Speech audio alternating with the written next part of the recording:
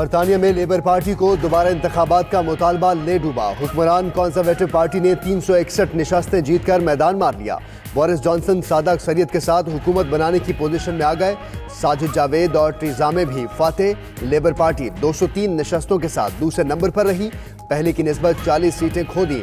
Scottish national party 48 और liberal Democrats 10 नशस्तें जीतने में कामयाब।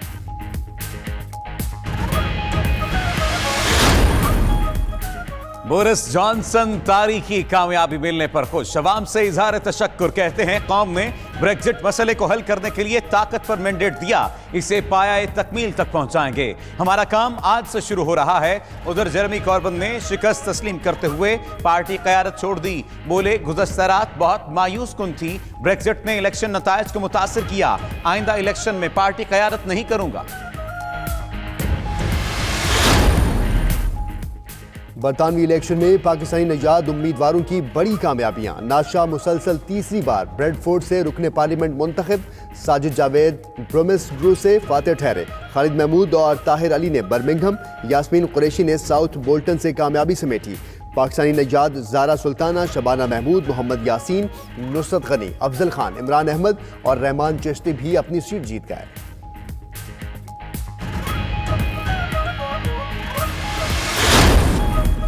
सीनियर और नौजवान वकला गुलदस्ते लेकर PIC जाएं। डॉक्टर से गले मिलकर मामला खत्म करें। लाहौर हाईकोर्ट के जस्टिस मुज़ाहिर अली अकबर नकवी ने जॉइंट एक्शन कमेटी को कीमती मशवरा दे दिया। वकला की जानिब से अदालती उमूर बंद करने की इस्तदा पर जवाब दिया कि अदालत अपना काम करेगी, ये उनकी जिम्मेदारी में शामिल है। कोई वकील पेश नहीं होता तो उसकी अपनी मर्जी है।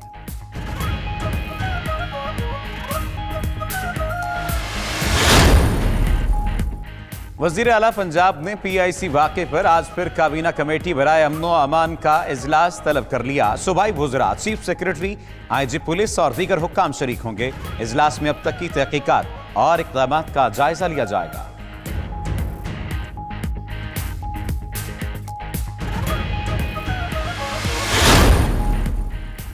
साबिक सदर आसिफ अली जरदारी आज कराची के लिए रवाना होंगे। आसिफ जरदारी की कराची रवानगी डॉक्टर्स की इजाजत से मशरूत। तर्जुमान पीपल्स पार्टी के मुताबिक डॉक्टरों से इजाजत मिलने पर साबिक सदर आज दोपहर कराची के लिए रवाना होंगे।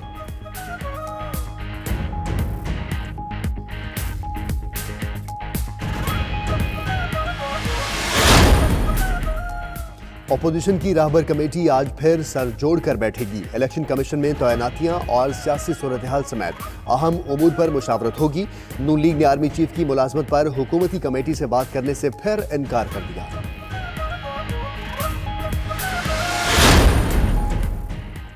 इस्लामाबाद हाई कोर्ट के 3 नए जजेस ने हलफ उठा लिया। Chief justice Islamabad high court Athar Minallah ने जजेस से हलफ लिया। 1 साल के लिए बतौर एडिशनल जज तैनात होने वाले नए जजेस में पहली खातून जज लुबना सलीम परवेज भी शामिल।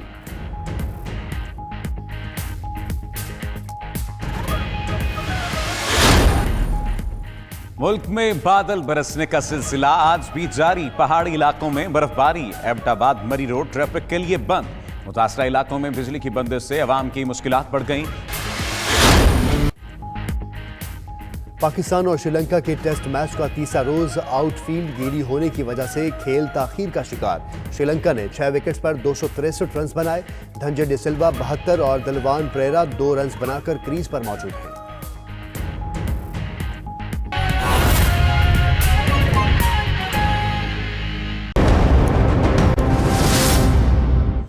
रखी हैं।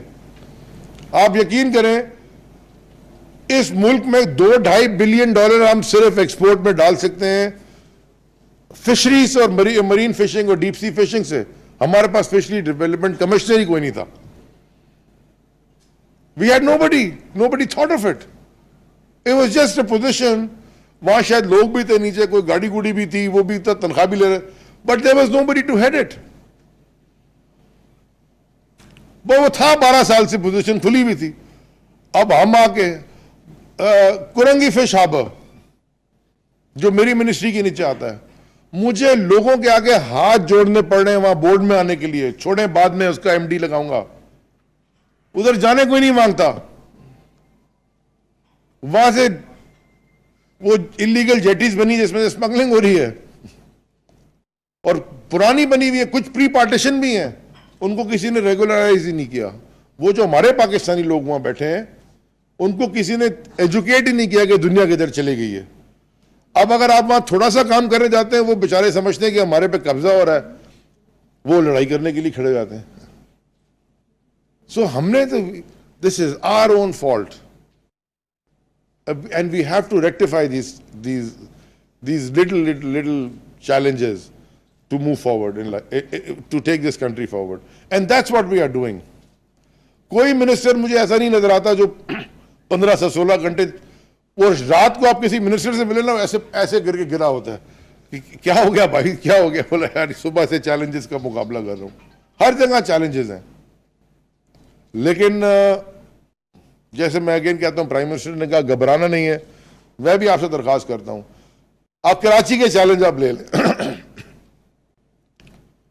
जिस मुल्क में कराची जैसा शहर हो, जिस मुल्क में इतनी खूबसूरत कोस्टल बेल्ट हो, जिस मुल्क में इतने अच्छे लोग हों कि यहां से आप एक